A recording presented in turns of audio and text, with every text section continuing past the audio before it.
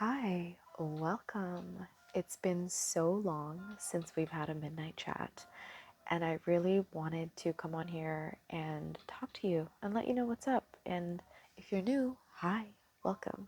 My name is Fiza. I am a polymer clay artist and jewelry maker in Toronto, and I love making content, but the problem with my brain is that I have ADHD and I have still not gotten any kind of therapy or meds for it, which means that often I do get a little bit caught up in my mind, and it's hard for me to be that person who has a routine, even though a routine is what is so important for someone with ADHD or any kind of neurodivergence in their life.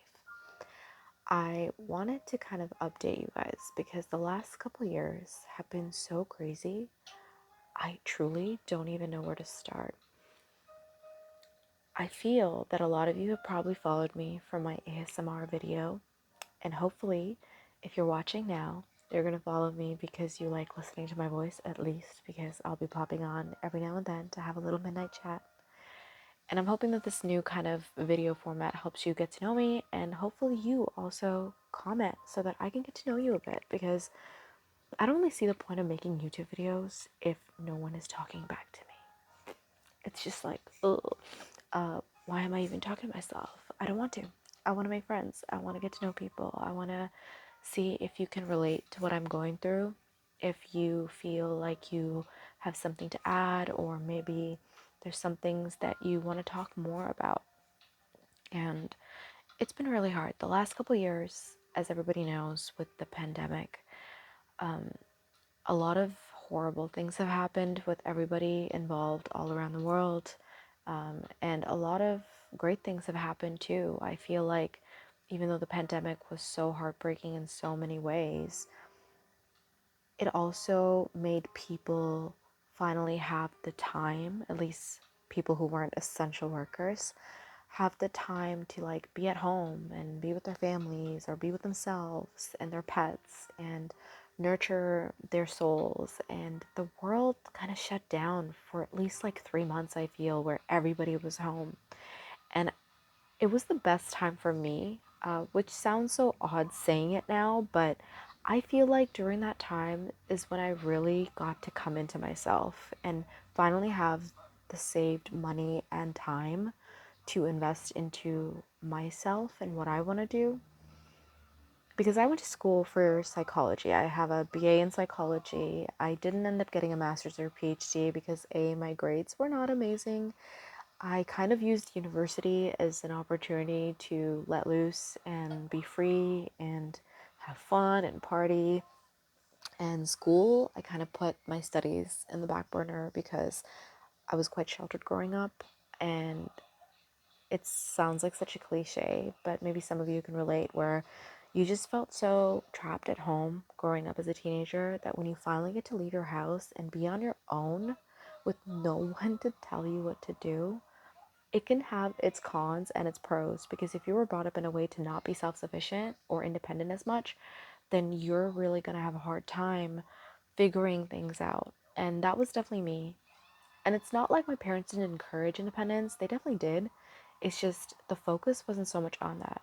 Like, I feel like, especially in my culture, men or boys were more often pushed to be like the breadwinner and to make more money and to really be into academics. And for me, I didn't know I had ADHD as a kid or depression as a kid. So that made it really difficult because people would just think I'm lazy or that I'm selfish or that I don't want to do stuff. But I truly was just so lost and I was just surviving day to day. For people who don't know, I was actually an immigrant to Canada. My parents and my brother, my little brother, and myself, we moved here in 2001, which feels like forever ago. And if that didn't give you a clue on my age, I am in my early 30s. And I've been here for over 20 years. Like, Canada is my home. I've never felt more at home anywhere else. And I'm so grateful that we got to come here and that we get to be here and that we get to be Canadians and that we get to redefine what it means to be a Canadian and things like that. But at the same time, I feel like I struggled so much moving from place to place to place. I didn't know how to fit in, and I didn't necessarily want to, but a part of me, of course, wants to be liked. I would be lying if I said that I don't ever want to be liked by anyone. I don't care. That's not true. I do like being liked. I like being respected. I like feeling valued, and I think a lot of us want that, but we're afraid to admit it because we know that we have felt so much disappointment in that arena in our life that we just don't want to have expectations anymore. And I lost a couple of really close friends over the last like 5 to 6 years. And when you lose friends, you wonder, like, is it me? Like, am I the problem? And maybe a part of it is you. I mean, I don't think it's really a blame game when it comes to a lot of friendships ending because you both have your own needs and boundaries. And sometimes when people grow apart or grow up, they're just not compatible anymore. And I feel like a lot of the friends that I had in university, we were friends more so for survival. And we had such an amazing time, and I will always be grateful for those friendships that I made in university. But I do feel like a lot of us, it was very surface level in a sense where we were there for each other during that time we were in school. But as soon as we all left, it was like we all just kind of spread. And I'm so envious of people who like actually keep in touch with their university friends and like have that close bond and really had that networking opportunity in university, or like at least took advantage of that, because I was always so shy and reserved. And even though I felt confident in so many ways in a socialization format, I truly felt like a deer in headlights. Like I didn't quite, I still feel like I haven't quite figured out how to like make and keep friends long term, because I am a very blunt person. And maybe it's my neurodivergence too, where like if I feel something, I say it. I'm very direct, and not a lot of people like that. And it doesn't mean I'm rude. It just means I'm very like upfront about my feelings. And a lot of people aren't, and they talk in riddles, and that's where the disconnect happens.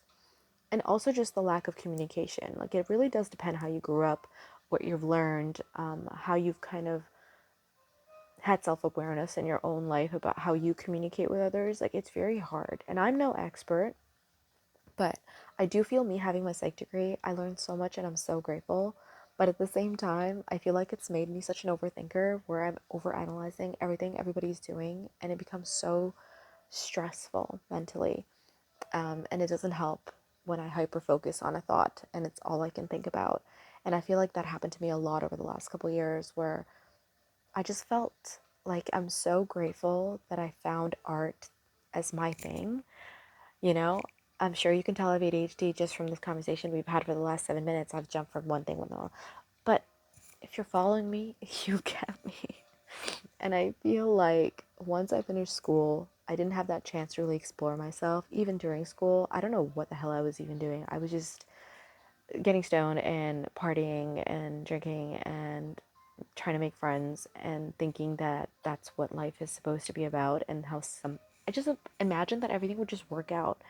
And I don't know if that's just because of the way I was raised. Like my mom would always just be like, everything's always gonna work out. Like, so I've always just had this very blasé dad like life where I feel like, no matter what, everything's gonna work out. And only now in my 30s has it all clicked, where I'm like, shit, like no, this is not a fairy tale. This is not a movie. Shit doesn't always work out, especially if you don't use the right tools and resources to propel yourself forward. If you stay stagnant, if you're resistant to change, if you don't try to better yourself, at least here and there, it doesn't have to be constant. But if you're not trying, then you're not living, and it's not enough, you know? And I felt so much pain inside when I realized that I am not enough because I fucked up. I messed up so much in school. I should have done this, I should have done that. And it's never really about, oh, what can I do now? Because now sometimes I feel like, is it too late? Is it too late? But then when I look back and I'm like, shit, 2020, I started my own business in the pandemic, which is crazy because who does that, you know? And so many people did that. We all had this like will where we're like, we finally have the time and the money, we're gonna do this. And we decided like, hey, we're gonna just take this risk now while we have the time. And I'm so glad I did, because every year I kept like improving and improving and making more money and making more money. And it felt so validating to finally feel like, yes, this is right. Because before the pandemic, I was jumping from job to job, you guys. Like I said, after graduation, it was just like one thing to another. I had never stayed at a job more than like 9 months to a year, like not at all.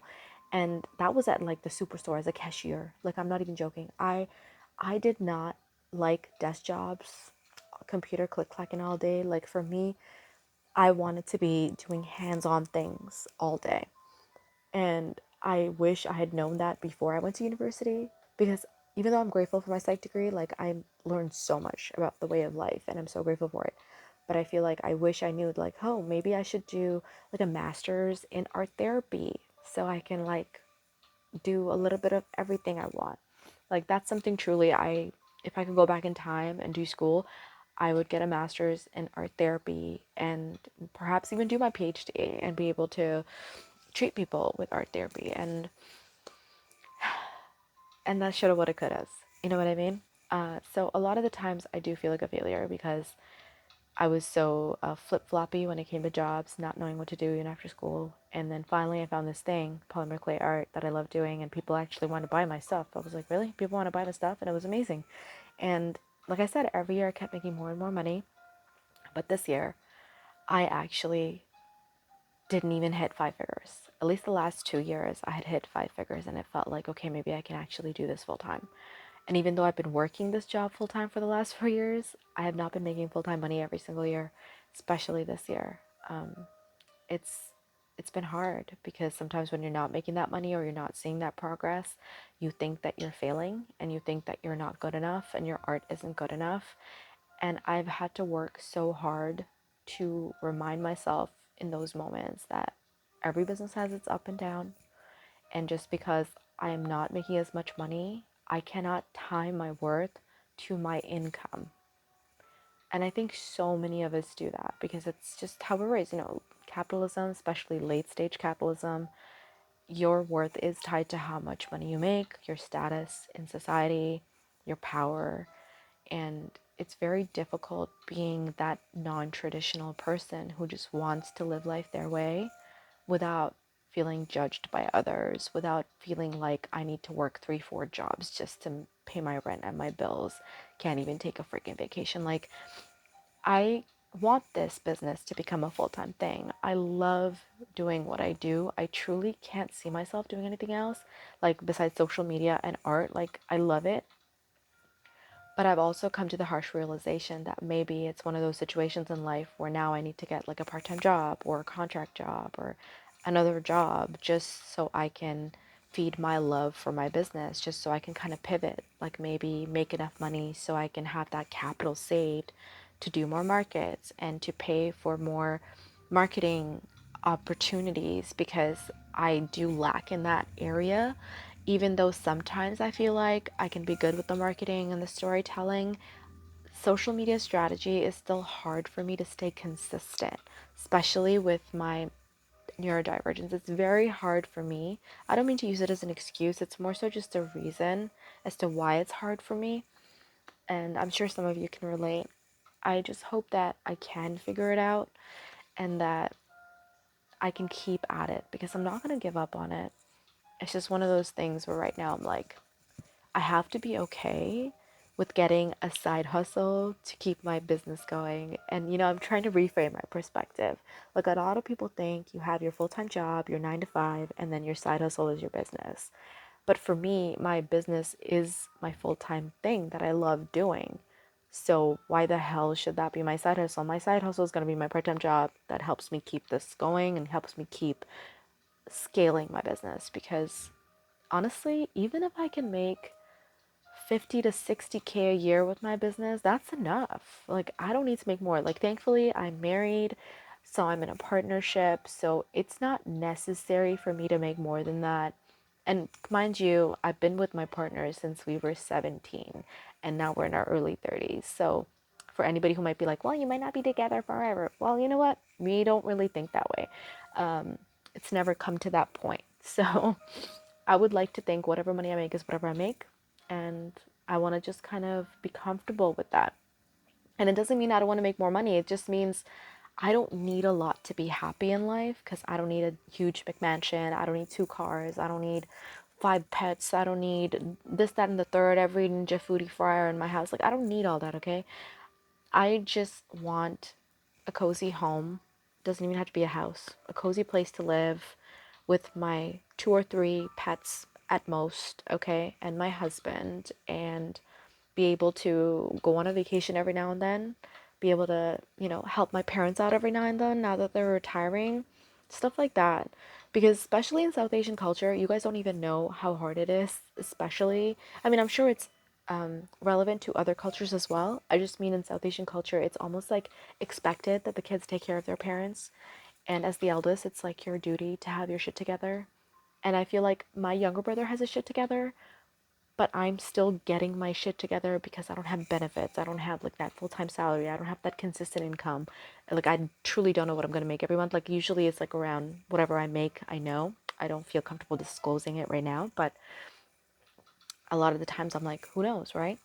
So I feel like the fuck up, even though I'm the eldest, I feel like I should be doing more, and I feel like a disappointment. And even though my parents tell me they're proud of me, and like they love that I have self-respect and that I know what I want from my life and they want me to keep going, like I so appreciate that, but at the same time, I can't help but feel sometimes that they probably do feel that disappointment, that oh hey, like we're retiring and we were kind of hoping she could pitch in, but like it's her younger brother pitching in to help us out with rent or whatever. And I can't do that, not yet anyway. So, with all of these things on my mind, and obviously during the pandemic, dealing with actually a couple family deaths, and also a very tragic, crazy thing that happened. Like, my uncle got kidnapped by terrorists in Yemen, and it was insanity. Like, I know it sounds like a fucking movie, but I'm not even joking. He got kidnapped. He was taken hostage for like over a year, and this was like in 2021 to 2020, no, 2022 to 2023. And our family was in shambles. And I got married during that time too, and I had like a very quickie like backyard wedding at my parents' house. It was lovely. I loved it. It's just we didn't feel right celebrating and having a big South Asian shindig because my uncle was missing, and one of my baby girl nieces had a rare blood disorder that she was dealing with, and we literally didn't know if she was going to live or not. And it was just a lot in our family. And I know so many families are probably going through the same stuff during the pandemic and even in the last few years or all the time in life. But my cat is nibbling my hand right now. But I feel like with all those things that have happened, it really did change me as a person. I don't know if it made me stronger, but it definitely made me a more cynical person. And it definitely made me very, very wary of my future and what I want my future to look like and how am I even going to get there? Do we even have a future? Like all those things that everybody's thinking right now. So, with that being said, I feel like I'm trying my best to just show up for myself. I can't show up that much for people around me yet, which hurts me and I'm sure hurts them in some ways too. But I'm really hoping that with time, I can actually figure things out day by day and be able to be the person that I always want to be, which is just like a very thoughtful, generous, and kind person. Like for me, the only reason I don't even want to get rich, I tell my husband this all the time and my parents too, that my only reason for wanting to even be a millionaire or something would be to just give my money away. Like I want to just be able to give my money to places that count, because unfortunately in the world we live in, money and power is the only way to make changes happen. And social media protesting and things like that, it's just not enough sometimes. And watermelon emoji here somewhere. I just feel like there's so many people suffering and there's so much we could do, and there's so many people with so much money that just aren't doing what needs to be done, and it's so heartbreaking to me. So that's one of my only real motivators besides helping out my family and stuff to actually make more money. But the how is the hardest part. And yeah, I don't know, me being vulnerable right now, I don't really know who's going to even watch all of this, if anybody's even watching up to this point. If you are, thank you. I really appreciate it because it's just been such a hard time over the last few years. And I don't think I really got to really talk to people about all of this out loud like this in a wide format. And I hope that people will be kind and understanding, and that you will kind of get an idea as to why I haven't been on YouTube making videos and being super consistent. I've been trying to get my business together, I've been trying to get my life together, trying to figure out what I want to do next. And this is actually my second time trying to put this video up on YouTube, and I hope I'm actually able to put it up this time because I want people to hear it.